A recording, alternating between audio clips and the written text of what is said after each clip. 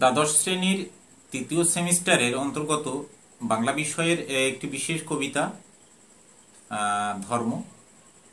এই ধর্ম কবিতার আজকের প্রশ্নপত্র নিয়ে আলোচনা করব যে কি ধরনের প্রশ্নপত্র পরীক্ষায় আসে।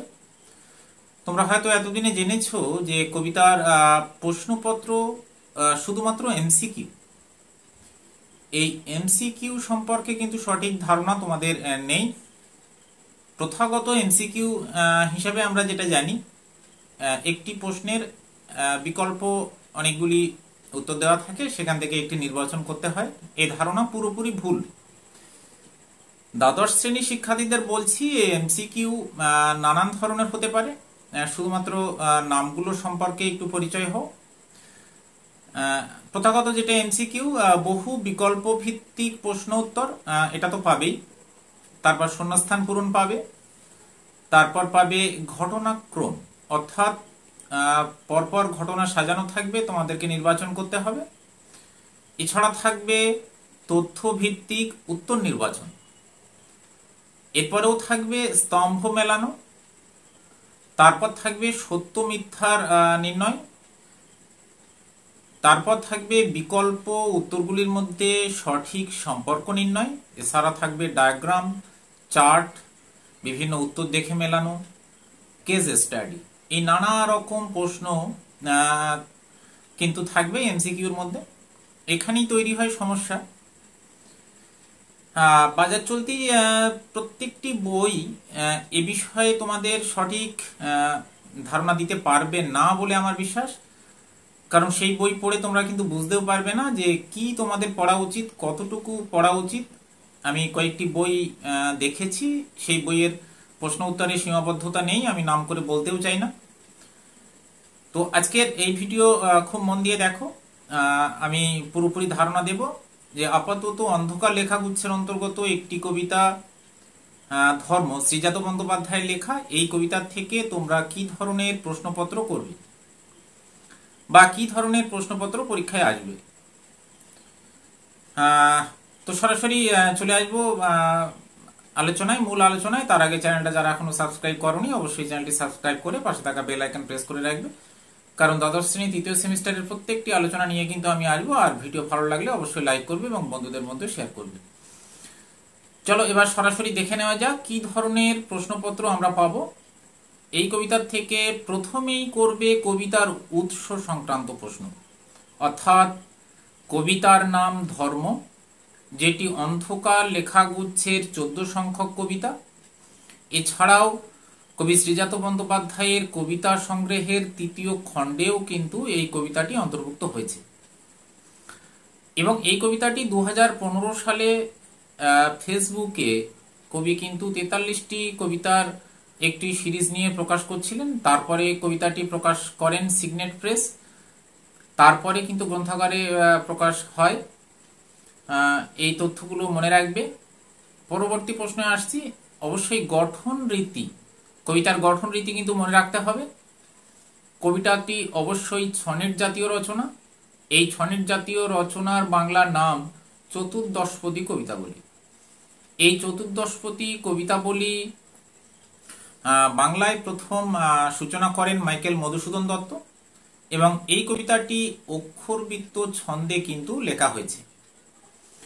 এবার আসবো কবি পরিচয়। দেখো, কবি পরিচয়ের এত বিস্তারিত কবি পরিচয়, কবি শ্রীজাত বন্দ্যোপাধ্যায় সাহিত্যের নানান বিভাগে কিন্তু তিনি তার স্মৃতি রেখে গেছেন, তিনি পদচারণা করেছেন। প্রত্যেকটি তথ্য আমাদের মনে রাখা সম্ভব নয়।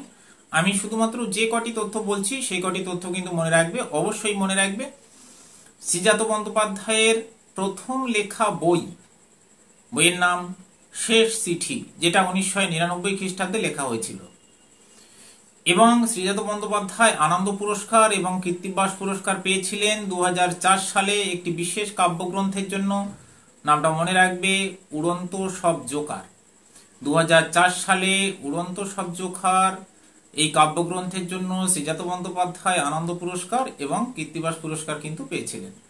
এবার 2014 সালে আরো একটি বিশেষ কাব্যগ্রন্থ কর্কট ক্রান্তির দেশ, এই কর্কটক্রান্তি দেশ কাব্যগ্রন্থের জন্য তিনি কিন্তু বাংলা একাডেমি পুরস্কার পেয়েছিলেন।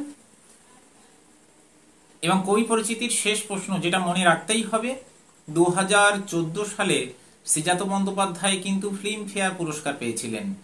মিশর রহস্য নামে একটি চলচ্চিত্রের একটি গান তিনি লিখেছিলেন, বালির শহর। এই বালির শহর গানের জন্য কিন্তু 2014 সালে শ্রীজাত বন্দ্যোপাধ্যায় ফিল্মফেয়ার পুরস্কার কিন্তু পেয়েছিলেন।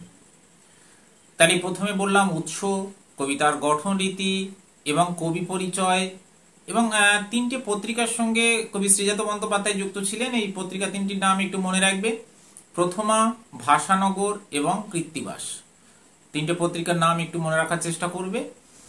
এবার আসছি কবিতায় ব্যবহৃত বিভিন্ন ব্যক্তি, তাদের সম্পর্কে জানতেই হবে এবং কি ধরনের প্রশ্ন পড়বে আমি এক এক করে বলবো। প্রথমেই আসছি আব্দুল করিম খাঁ। অবশ্যই আগের আলোচনায় বলেছি, আগে একটি মূল আলোচনা আছে, তোমরা একবার দেখে নেবে। এই ভিডিওর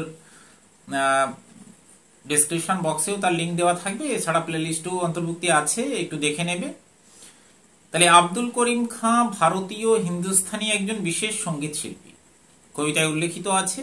এবার প্রশ্ন আসবে, এই আব্দুল করিম খাঁ থেকে কি ধরনের প্রশ্ন আসার সম্ভাবনা। যদি প্রশ্ন আসে আব্দুল করিম খাঁ কে ছিলেন, তোমাদের জানা উচিত একজন প্রখ্যাত কণ্ঠশিল্পী। আব্দুল করিম খাঁয়ের ধর্ম কি ছিল? গান গাওয়া। তিনি কোন ঘরানার শিল্পী ছিলেন? হিন্দুস্তানি শাস্ত্রীয় সঙ্গীত। এরপরে আসবো আইনস্টাইন। অবশ্যই আইনস্টাইন নোবেলজয়ী জার্মান একজন পদার্থবিজ্ঞানী। তো প্রশ্ন আসতে পারে আইনস্টাইন কে ছিলেন? অবশ্যই উত্তর পদার্থবিজ্ঞানী। আইনস্টাইনের ধর্ম কি? দিগন্ত প্রেরণা। তাহলে দিগন্ত প্রেরণা শব্দের অর্থ কি? দিগন্ত প্রেরণা শব্দের অর্থ হচ্ছে নব নব আবিষ্কার। এরপর আসছি ভ্যান গগ। অবশ্যই একজন ওলন্দাজ চিত্রশিল্পী। প্রশ্ন আসতে পারে ভ্যান গগ কে ছিলেন? একজন চিত্রশিল্পী। তিনি কোথাকার অধিবাসী বা কোথায় তার বাড়ি? তিনি হল্যান্ড বা নেদারল্যান্ডের অধিবাসী। প্রশ্ন আসতে পারে উন্মাদনা আঁকা কার ধর্ম ছিল? ভ্যান গগের। ভ্যান গগের পুরো নাম কি? Vincent Willem van গগ। তাহলে আব্দুল করিম খাঁ, আইনস্টাইন, ভ্যান গগ প্রত্যেকের সম্পর্কে খুব ভালোভাবে মনে রাখতে হবে। এরপর আসছি লোরকা।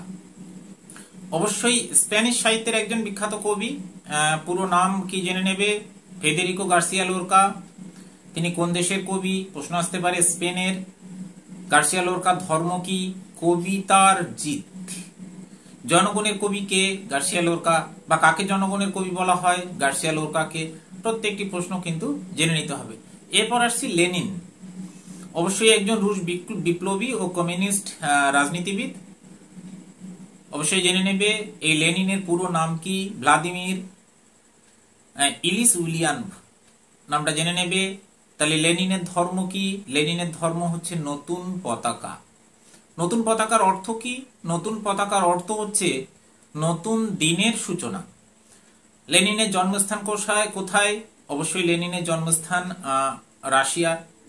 উল্টে প্রশ্ন আসতে পারে নতুন পতাকা কার ধর্ম?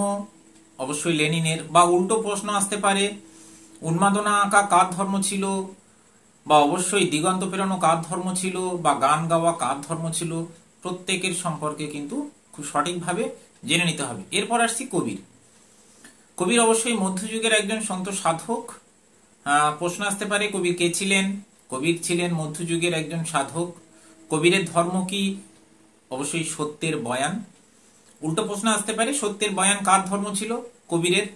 সুতরাং প্রশ্ন যে ধরনেরই হোক, তথ্যভিত্তিক বা স্তম্ভ মেলানো বা সত্য মিথ্যার বিকাশ বা বিবৃতিগুলির মধ্যে সঠিক সম্পর্ক স্থাপন বা ডায়াগ্রাম বা চার্ট বা কেস স্টাডি যাই থাকুক, সব থেকে বড় কথা হলো বিষয় সম্পর্কে স্বচ্ছতা থাকা।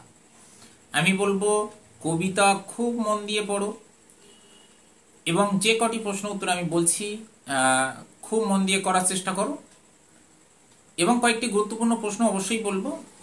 তার আগে আবারও বলছি, চ্যানেলটা সাবস্ক্রাইব করে পাশে থাকা বেল আইকন প্রেস করে রাখো, কারণ প্রত্যেকটা আলোচনা নিয়ে, প্রত্যেকটা আলোচনার প্রশ্নপত্র নিয়ে আমি অবশ্যই কিন্তু আসবো।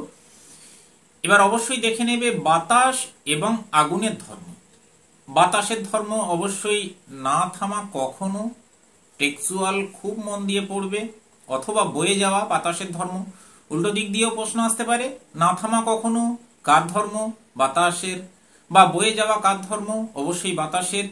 বা সরাসরি প্রশ্ন আসতে পারে আগুনের ধর্ম কি, আগুনের ধর্ম অবশ্যই ভস্মের চরিত। বা উল্টো দিক দিয়ে প্রশ্ন আসতে পারে ভস্মের চরিত কার ধর্ম, অবশ্যই আগুনের। আর বিশেষ করে এই কবিতাটি অন্ধকার লেখাগুচ্ছ নামে প্রথমেই কিন্তু পড়া হচ্ছিল, তারপরে নতুন করে কবিতার নাম পাঠানো হলো বা দেয়া হলো ধর্ম। সুতরাং এই অন্ধকার লেখাগুচ্ছের নাম যখন ধর্ম হিসেবে আমাদের পড়তে হচ্ছে, সুতরাং এই ধর্ম শব্দের অর্থ কি আমাদের কিন্তু জানতেই হবে। তাহলে ধর্ম শব্দের অর্থ হচ্ছে ধারণ করা, এর অন্তর্নিহিত অর্থ ধারণ করা। তাহলে আগুনের ধর্ম বললাম ভস্মের চরিত, বাতাসের ধর্ম না থামা কখনো বা বয়ে যাওয়া। এবার আসবো সব থেকে গুরুত্বপূর্ণ কয়েকটি প্রশ্ন নিয়ে। দখল করা শেখানো ধর্ম আসলে কি? প্রাতিষ্ঠানিকতা। এই প্রাতিষ্ঠানিকতা সম্পর্কে কবি শ্রীজাত বন্দ্যোপাধ্যায় কিন্তু খুব বিস্তারিত জানিয়েছেন কবিতায়। আগের আলোচনায় বা মূল পর্বে যে আলোচনা আছে সেটা কিন্তু অবশ্যই দেখে নেবে। আবার একটি প্রশ্ন, অনেক অনেক ধর্ম একত্রিত হয়ে কোথায় থাকে? তাহলে অনেক অনেক ধর্ম একত্রিত হয়ে কিন্তু একই গ্রহে থাকে, যেন সে ধর্মই নয়। তাহলে সেটি কি? প্রাতিষ্ঠানিকতা। মনে রাখবে আচরণ সর্বস্ব ধর্ম কবির মতে কি? আচরণ সর্বস্ব ধর্ম কবির মতে কিন্তু প্রাতিষ্ঠানিকতা। এবার কয়েকটি কবিতার কয়েকটি অর্থ। ছনেট শব্দের অর্থ কি? ছনেট শব্দের অর্থ কিন্তু মৃদু ধ্বনি। এই ছনেটের জনককে? অবশ্যই পেত্রাক। আগেই বলেছি ছনেটের বাংলা নাম চতুর্দশপদী কবিতা, এর বাংলায় এর স্রষ্টা মাইকেল মধুসূদন দত্ত। তো যে কটি প্রশ্ন বলছি প্রত্যেকটি প্রশ্ন খুব মন দিয়ে করবে, কারণ বাজারে যেসব বই বেরিয়েছে সেখানে বইয়ের কোনো সীমাবদ্ধতা নেই, কারণ তোমরা বুঝতেই পারবে না কোথা থেকে কোন পর্যন্ত তোমাদের পড়া উচিত, কোন প্রশ্ন তোমাদের পড়তে হবে। সুতরাং প্রত্যেকটি পর্বের প্রশ্নপত্র নিয়ে কিন্তু আমি অবশ্যই আসবো। আজকে আলোচনা এই পর্যন্তই, আবার আসবো, আবার দেখা হবে পরবর্তী আলোচনায়। সুতরাং আলোচনা ভালো লাগলে অবশ্যই লাইক করবে এবং বন্ধুদের মধ্যে শেয়ার করবে। সকলকে শুভেচ্ছা জানাচ্ছি।